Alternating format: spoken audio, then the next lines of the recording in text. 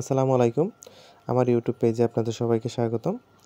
আজকে আমি আপনাদের দেখাবো কিভাবে আপনি কোনো ফটো কিংবা ফাইল Google ড্রাইভে আপলোড করে দীর্ঘমেয়াদের জন্য আজীবনের জন্য রেখে দিতে পারেন। তো সর্বপ্রথম আপনি আপনার ফোনের ড্রাইভ এই অ্যাপসটি ওপেন করবেন।